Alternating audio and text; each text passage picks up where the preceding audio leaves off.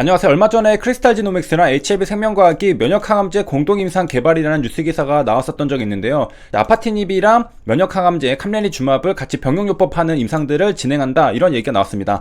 크리스탈 지노믹스랑 HLB 생명과학은 둘 다 한국 판권을 가지고 있기 때문에 한국 임상을 토대로 한국에서 시판이 되면은 국내에서 허가가 되는 항암제가 될 수가 있겠습니다. 참고로 국내 시장은 어떻게 되어 있느냐, 캄레니주맙은 PD-1 계열인데 면역항암제 시장이 2019년 기준으로 약 2천억 원이라고 합니다. 이거는 한국 기준이고요. 연간 성장률이 75%니까 시간이 갈수록 굉장히 시장 사이즈가 커지고 있다라는 것을 볼 수 있겠고, 옵디보, 키트루드랑 같은 작용 기전 캄레니주맙입니다. 면역관문 억제제고요. 두 회사 모두 각각 국내 개발 권리를 보유하고 있습니다. 자, 이 약들이 임상 3상까지 잘 이루어지고서 식약처로부터 승인을 받게 되면은 국내 신약이 되는 건데요. 자, 국내 개발 신약 허가 현황을 보도록 하겠습니다. 2021년 3월 18일 기준이니까 가장 최근까지 것을 다 모았다라고 볼 수 있겠습니다. 자, 첫 번째는 99년도에 있었던 선플라주가 있는데 SK케미칼에서 항암제를 만들었습니다. 그 다음에 이어서 2001년 대웅제약의 것이 있고, JW 중해제약의 2001년 항균제, 항생제, 이렇게 해서 LG생명과학부터 해가지고 쭈르륵 있습니다. 자, 내려가서 보면은 현재 어디까지 나왔느냐, 바로 33번까지 나왔습니다. 자, 얼마 전에 셀트리온이 레키로나주가 이상까지 하고서 조건부 허가를 받았잖아요. 그렇기 때문에 당당하게 32번에 레키로나주가 들어가 있는 것을 볼 수 있겠습니다. 코로나19 치료제로 들어왔고 2021년 2월 5일, 그러니까 굉장히 최근이라는 걸 볼 수가 있겠고, 3상에서 만약에 결과가 안 좋다면 철회가 될 수도 있겠지만은, 자, 그 전까지는 조건부 승인을 받아 있는 상태니까 승인이 되어 있는 상태입니다. 자, 그 다음에 세 번째 있는 게 롤론티스였는데, 요게 한미약품의 롤론티스입니다. 호중구 감소증 치료제, 항암제 치료를 하다 보면은 백혈구가 줄어들 수가 있거든요. 그것을 치료해주는 게 바로 한미약품입니다. 그래서 만약에 어떤 항암제의 부작용 중에 호중구 감소증이 있다, 그렇다면은 한미약품의 롤론티스를 같이 쓰게 되면은 이 호중구 감소증을 빠르게 회복시킬 수가 있겠습니다. 그래서 면역을 다시 증강시켜서 우리가 다른 감염에 취약해진 항암제 환자들을 보호해줄 수가 있겠습니다. 그게 2021년 3월 18일에 나왔던 건데, 정말 최근이잖아요. 한미약품이 또 품목 허가를 승인받았다는 것은 굉장히 기업 입장에서는 경사잖아요. 그래서 공시가 나왔습니다. 3월 18일에 호중구 감소증 치료제 신약 롤론티스가 식약처로부터 품목 허가 승인을 받았다, 이렇게 나왔고요. 자, 대상 질환명은 세포독성 화학요법을 투여받은 환자가 중증 호중구 감소가 일어났을 때 이 기간을 감소시켜줍니다. 그러니까 호중구 감소했던 게 빠르게 채워진다라는 겁니다. 그 기간을 단축시켜준다라는 것이고, 이에 따라서 한미약품은 시간에 많이 올랐고, 한미사이언스는 상한가를 갔었습니다. 각각 다음날 주가는 어떻게 됐느냐, 한미약품은 시가가 4%, 0.15%로 전일 종가로 내려왔고요. 한미사이언스도 마찬가지로 시가가 10%, 그리고 1.97로 전일 종가 가까이 내려왔습니다. 그러면 이제 국내 허가받는 게 생각보다 큰 이슈는 아니네, 시가가 뜰 정도는 되지만은 종가에는 흘러내리는구나 생각할 수 있는데, 사실 큰 이벤트는 뒤에 남아있습니다. 뭐냐면은 롤론티스 미국 FDA 시판 허가 절차를 진행 중에 있습니다. 그래서 원료 제조시설인 자사에 평택에 있거든요. 바이오 플랜트에 대한 미국 FDA 승인전 실사가 5월 중에 진행될 예정이라고 합니다. 그러니까 공장을 실사를 하고서 그 다음에 그 자료들을 다 토대로 승인을 내주게 되는데, 미국이 굉장히 큰 시장이잖아요. 그렇기 때문에 5월 달에 실사가 예정되어 있고, 자, 그 이후에 허가가 나든 안 나든 이렇게 결정이 되겠죠. 여기서 우리가 알 수 있는 것은, 국내 신약 허가가 나온다는 것은 과정 중에 하나이고, 진짜 큰 시장, 미국이나 유럽 그런 곳에 허가를 받는 것도 동시에 같이 진행하는 거잖아요. 그래서 국내에서 허가가 난다는 것은 그 가는 이정표 중에 하나다. 그래서 우리가 참고할 수 있는 그러한 일종의 발자취 역할을 하는 겁니다.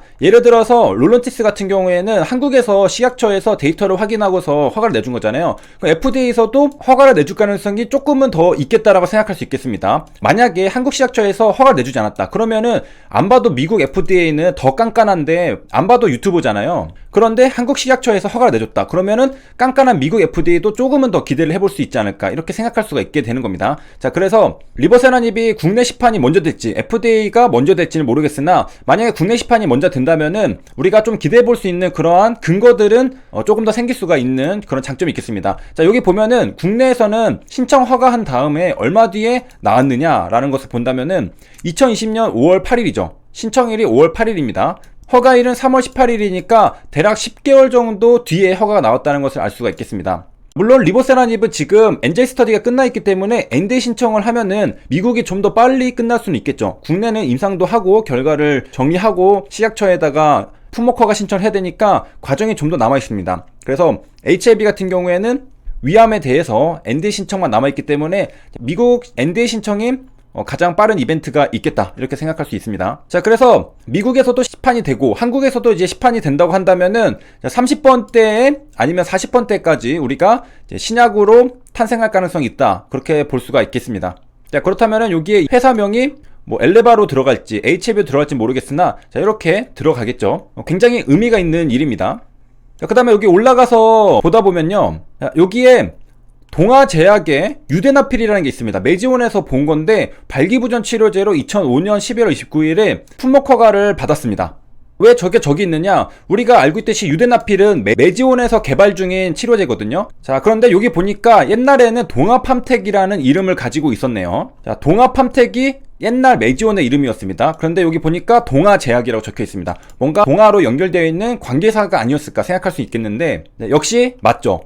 2012년 1월 25일에 코스닥 1호 상장을 했습니다. 동아제약의 계열사 동아팜텍이 바로 상장이 된 건데, 자, 유데나필 파이프라인을 가지고 있었습니다. 그래서 이 잠재력은 어떤가 뉴스 기사가 나온 걸 볼 수 있는데, 이때 공모주 청약에 3조 원이 몰렸다고 합니다. 또 인기가 대단했죠. 543대 1 경쟁률로 동아팜텍이 이렇게 코스닥 상장을 했다. 2012년 1월 20일에 자, 이렇게 이때는 매지온이 아니라 동아팜텍이라는 이름으로 상장이 되었습니다. 근데 첫날에 하한가를 기록하며 마감했다, 이렇게 됐습니다. 그러니까 청약에는 굉장히 몰리고 청약 받은 사람이 자, 첫날 거래가 될 때 다 던져서 하한가로 떨어졌다라는 것이고, 2012년 당시면은 하한가는 15%입니다. 그래서 30% 하한가가 아니라 15% 하한가였다는 것. 공모가 대비 60% 높은 데서 시작을 한 다음에 이때가 이제 3만원대였는데 2만원대로 떨어져서 하한가 마감을 했었다는 것이고, 어떻게 된 역사냐, 매지온은 신약개발 전문 기업이죠. 유데나펠이라는 파이프라인을 가지고 있는데, 2002년에 동아팜텍이라는 이름으로 이러한 사명으로 동아제약에서 분사했습니다.